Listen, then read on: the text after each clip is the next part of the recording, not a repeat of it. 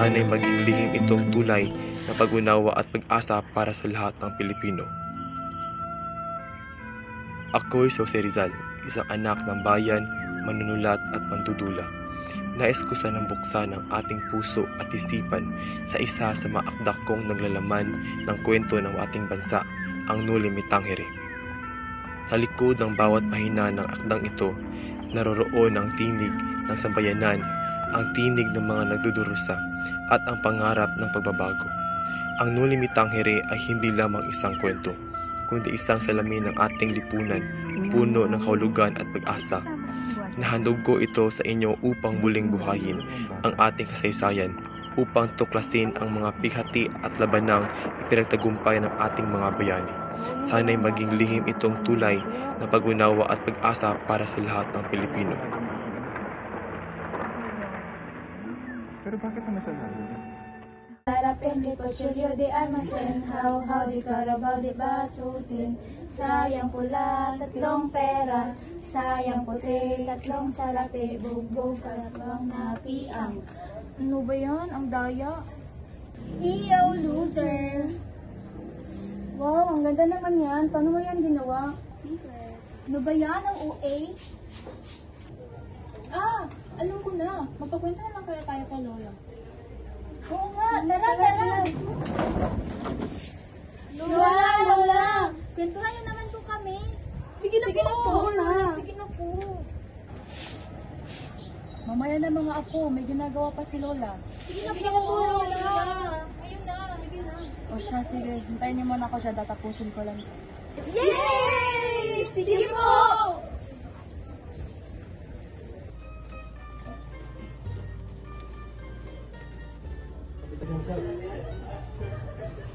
Magandang araw mga binata at dalaga, magandang araw mga padre. Nais kong ipakilala sa inyo si Juan Crisostomo Ibarra, ang anak ng aking yumakong kaibigan. Magandang araw mga kurang. Sa aking pagkakaalam na si Padre Damaso, isang matalik na kaibigan ng aking ama. Mukhang nagkamali yata. Hindi ka nagkamali. Kilala ko ang iyong ama. Ngunit, hindi ko siya naging matalik na kaibigan. Ano-ano ba ang iyong natutunan sa iyong pag-alis at pagpunta ng Europa? Napag-aralan ko ang kasanayan nila sa kalayaan ng kasaysayan ng kanilang bayan. Sana hindi ka nagsayang ng salapi kung yan lang pala ang napag-aralan mo. Ako'y aalis na dahil marami pa akong aasikasuhin. Ngunit paparating na sa Maria Clara. Tignan nyo, ganyan umasta ang binata nag-aral sa Europa na yan. Nagiging mayabang at mapagmataas. Ibarra, Tiniente, di kayo mag-ingat sa iyong gagawin, Ibarra. Tiniente, maaari mo bang ilahad lahat ng nangyari sa aking ama? Ilalahad ko ito sa iyo. Hindi mo ba alam na ang iyong ama ay namatay sa bilangguan? Halika, at ako'y patungo sa kwartel. At doon ko ilalahad ang mga nangyari sa iyong ama.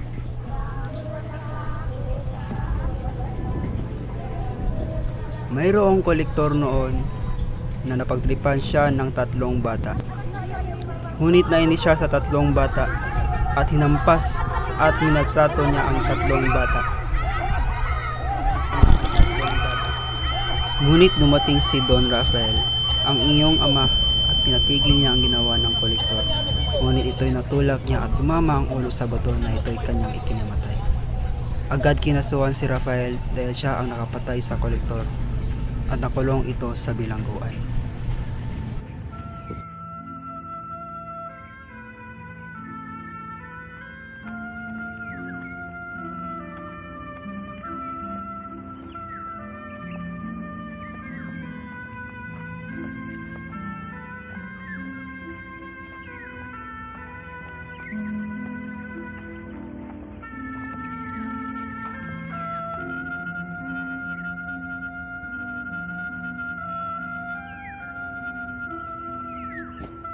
Kinabukasan, habang nag-uusap si Kapitan Tiago, Maria Clara at Tia Isabel, may narinig silang sasakyang tumigil sa tapat ng bahay nila at agad pumasok si Maria Clara sa kwarto dahil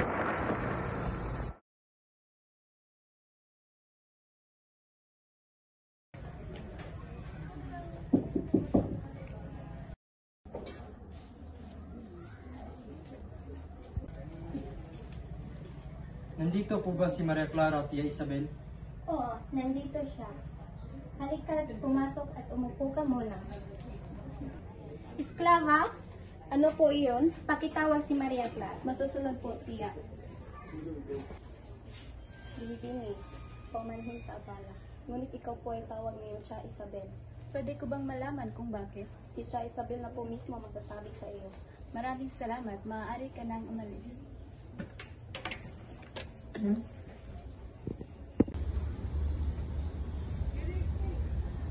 Tia Isabel!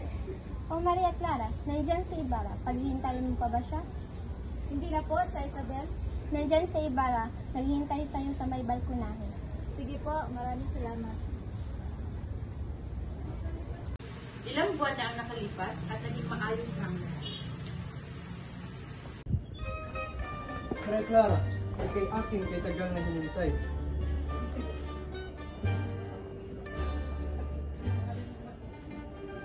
Maraming salamat, Kristopo. Kumusta? O kay tagal kitang hinintay, Maria Clara? Ako rin.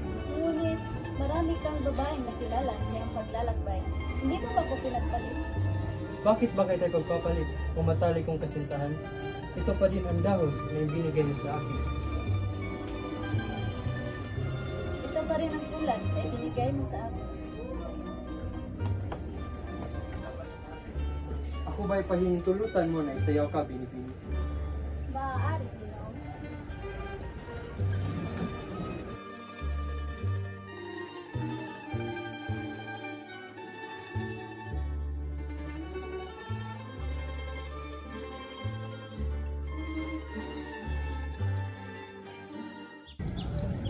Paumanhin sa abala. Maaari ko bang malaman kung saan nakalibing si Don Rafael Ibarra? Pamanhin, Ginoong, ngunit ipinatapon ni Padre Damaso ang bangkay ni Don Rafael para sa iyo. Kalapastangan! Mananagot siya sa salang ito.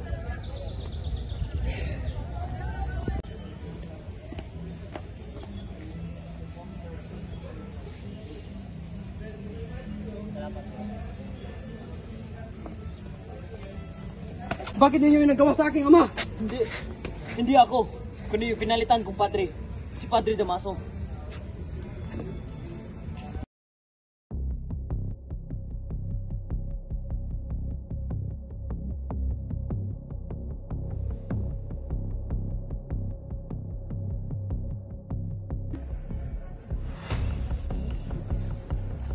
Inay, Anak! Ano nangyari sa'yo? Halika dito!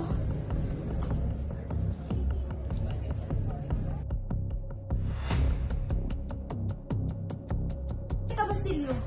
Anong nangyari sa'yo at nasaan ang kapatid mo si Crispin? Nay, nandun po siya sa kumbento dahil napagbintangan siya na magnanakaw. Ano? Bakit?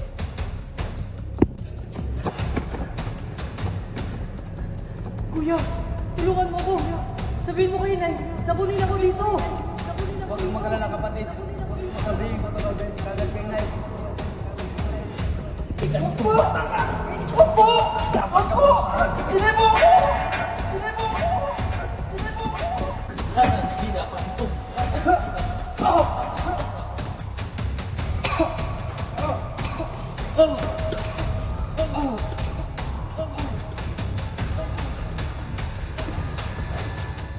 Inakusahan ang mabait kong si Crispy.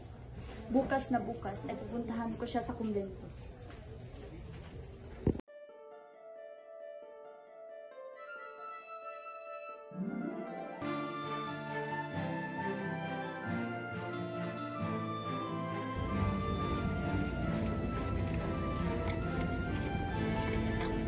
Ano yun? Sino siya? Siya ay isang pulubing hintong.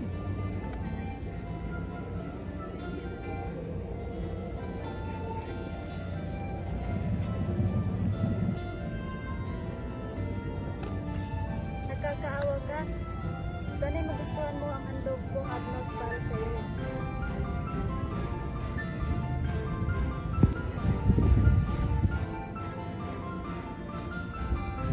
Bakit mo binigay ang agnos mo, Maria Clara? Dahil nakakaawa siya. Basilio! Mga anak! ako! Kitungin! Nakikita mo ba yung kampanaryang iyon? Nandoon ang aking anak na si Crispina at Basilio. Ngayon ay araw ng mga patay. Dapat natin silang ipagdarasal. Hoy, putang ina! Habulin yung baliw na yan! Tumigil ka! Sino ba yon? Ang ina na magnanakaw. Huwag niyo siyang hulihin. Hindi ako nagutos ito at tama lang naman na may lagay sa presinto ang babaeng ito. Nababaliw na siya. Nasaan na kaya si Padre Salve? Hindi ko nakita ang kanyang presensya mula kanina pa. Paumanhin dahil ako'y naligaw. Ang anak ko! Sino yun? Siya ay si Sisa, ang ina ni Crispin at Basilio. Siya ay nabaliw nung nawala ang kanyang anak. Habulin siya. Dahil pinangakuan ko siya na bibigyan siya ng tulong. Masusunod ko. Sa potasyo. Ito nga po pala yung hinahanap ko sa atin. Ilagay na lang dito. Maaari ba akong makahingi sa iyo, Pilusupong Tasyo, na kahit kaunting payo? Anong payo ba ang nais mo marinig at tungkol saan ito? Tungkol ito sa ipapatayo kong paralan. Di ko alam kung anong payo may bibigay ko sa iyo. Basta't una mong gawin, pala mo to sa lahat at para matuwa ang taong bayan. Huwag mo pakinggan ang salita ng mga praile at magtiwala ka lang. Ganun ba, Pilusupong Tasyo? Ganun na nga, Crisostomo. Sana'y may patayo mo sa ng maayos. Pagkatiwala mo to sa taong pagkakatiwalaan mo. Maaari na akong mauna, Pilusupong Tasyo. Maraming salamat. Walang anuman, Crisostomo. Matapos ang paghingi niya ng payo, biglaang nalang nangyari sa isang hasinan. Hala, ano pong nangyari, Lola? Makinig ka muna sa akin ako.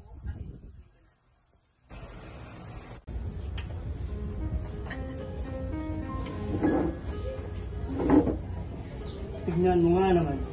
Hindi man lang ako binati ng napakagaling na pinatanin. Porket nagpunta lang ng Europa. Walang galang, gaya ng kanyang ama. Wala kang karapatan na sabihin ng gano'n ng aking ama! Ako pa rin ang kuna dito. Wala kang karapatang itutok sa akin yan. Sabihin mo, ano ginawa niya sa bangkay ng aking ama? Ano bang nagawa niya sa'yo? Ako pa rin ay sigura dito. Dapat ay... Crisostomo!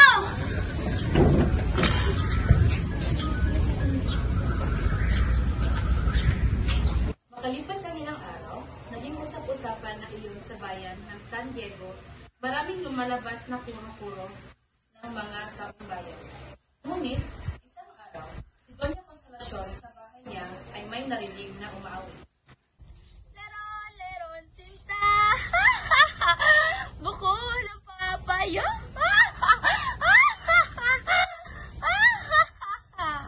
Mga alipin! Ken, escucho cantar? Dali niyo siya dito. Tumayo ka, baliw! Bitawan niyo ako!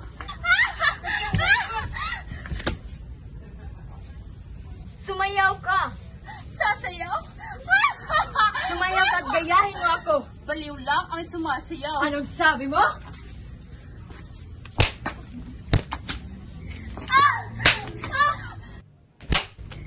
Tama na! Ang sakit! Dugo! Dugo! Crispin!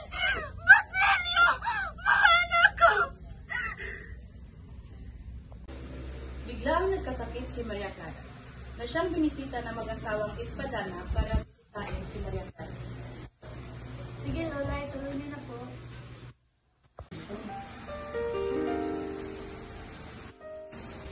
Kayo pala.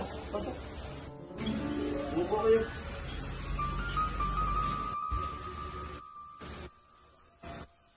Magaling na kasi Maria Clara.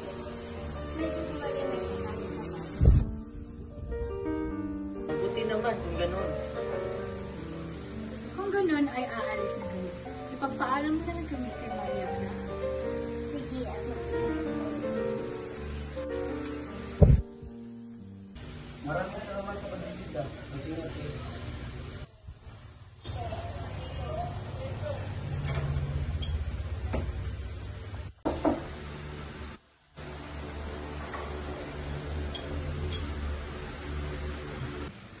Yes, na ba yung pakiramdam, Maria Clara? Opo, Padre, medyo maayos na po. Mabuti naman. Salamat po sa pagbisita niyo sa akin.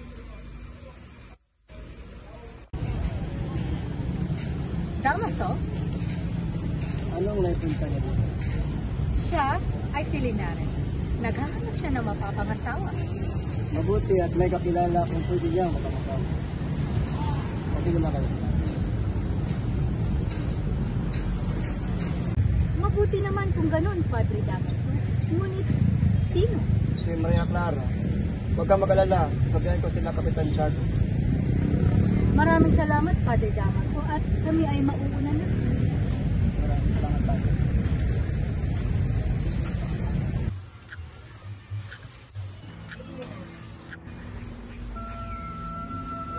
Oh, nandito na pala si Maria Clara. Magandang hapon, Dr. Victorinato. Magandang hapon, Maria Clara. Napakagandang bata ang talaga. Umupo muna kayo dahil may pag-uusapan tayo. Napakilala pala ako sa iyo, si Linares, ang iyong mapapangasawa. Napakaganda ng ibig. Ako'y nagagalak na makilala ka.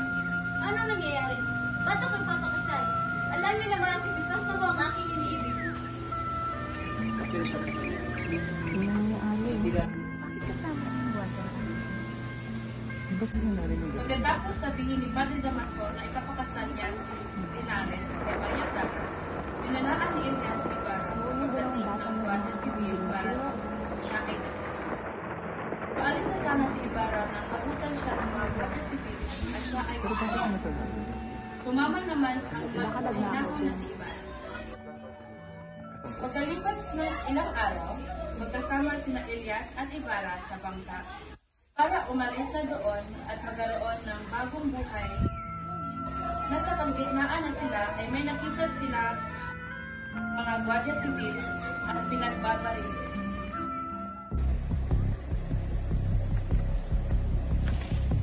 Elias, ano na ang gagawin natin sapagkat hinahanap na tayo ng mga Guardia Civil?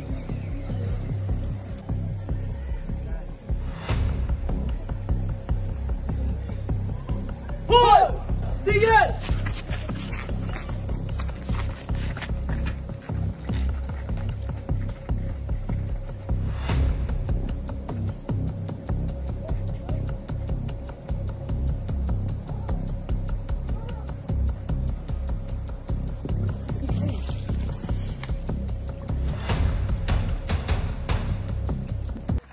Crisostomo!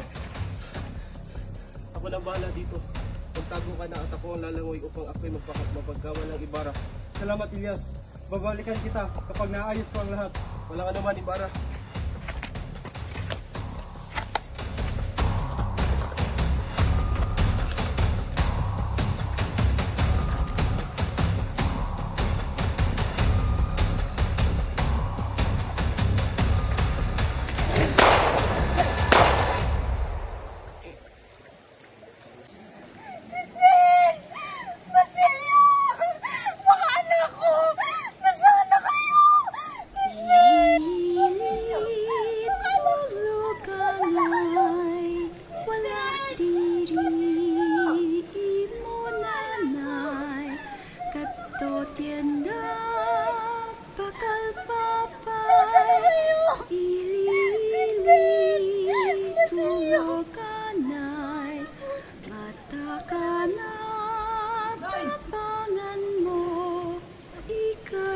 Nay! Ako ito, si Basilio. Nay! Bukat man Nay! si putus ko, tabangan mo ako, anay. Tulungan mo ako. Anong nangyari sa iyo? Ginoo, gumising ka. Ginoo. Ilang buwan na ang nakalipas at naging maayos na.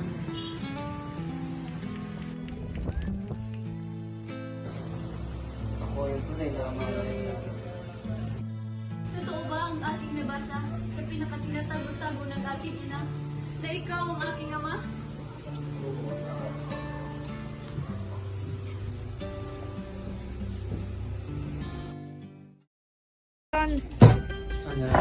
Ganun na nga, Crisostomo.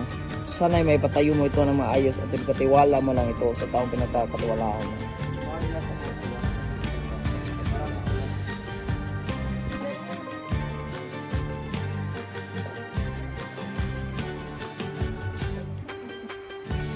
Nay! Dagan sa pag-iisip. Ikaw nagkakampo.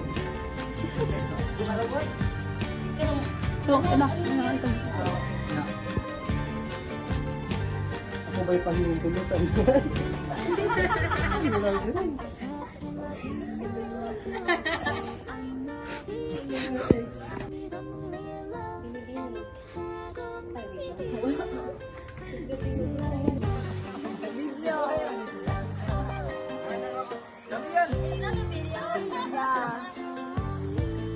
Ito video dong.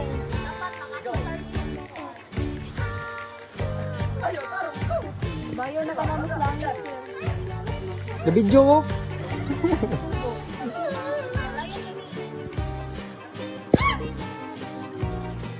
Picture na to?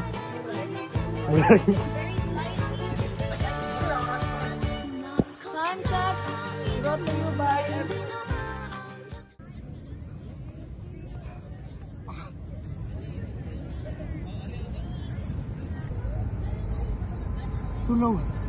Tulungan mo ko makawala sa kaguluhan ito.